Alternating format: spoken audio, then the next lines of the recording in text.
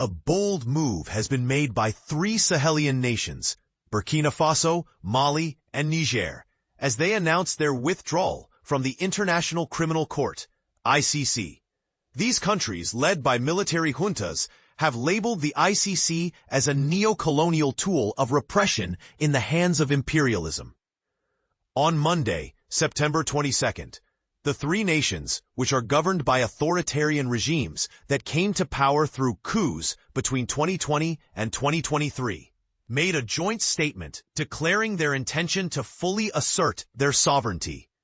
They argue that the ICC has failed to address and prosecute proven cases of war crimes, crimes against humanity, genocide, and aggression. The countries, allied under the Alliance of Sahel States, AES, plan to establish their own endogenous mechanisms for peace and justice. Specifically, they aim to create a Sahelian criminal court.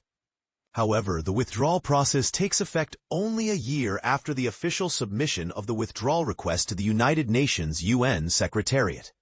The AES countries have been seeking alternative partnerships, notably with Russia, whose president Vladimir Putin is wanted by the ICC on charges of war crimes for the alleged deportation of Ukrainian children. While these countries face deadly violence from jihadist groups linked to Al-Qaeda and the Islamic State, their armed forces have also been accused of committing crimes against civilians. The ICC, founded in 2002, is tasked with prosecuting the most serious crimes worldwide when countries are unable or unwilling to do so themselves.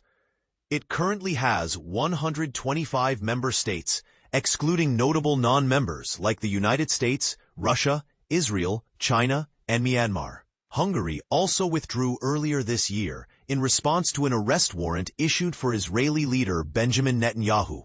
The ICC has faced regular criticism, particularly from African countries, for predominantly targeting African figures. It has convicted Congolese warlord Bosco Ntaganda to 30 years in prison, and Malian jihadist leader Al-Hassan to 10 years for war crimes. However, it has also acquitted former Ivorian president Laurent Gbagbo, his former right-hand man Charles Blé Goudé, and former Congolese vice president Jean-Pierre Bemba. In 2016, three African countries, Gambia, South Africa, and Burundi, considered leaving the ICC, but the first two ultimately decided against it.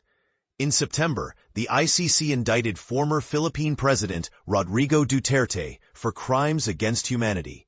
Duterte was arrested in March and transferred to the Netherlands, where the ICC's headquarters and prison facilities are located. This development raises questions about the future of international justice and the role of the ICC in holding perpetrators accountable for the most heinous crimes. It also highlights the complex dynamics between global powers and the challenges of establishing a truly impartial and effective international legal system.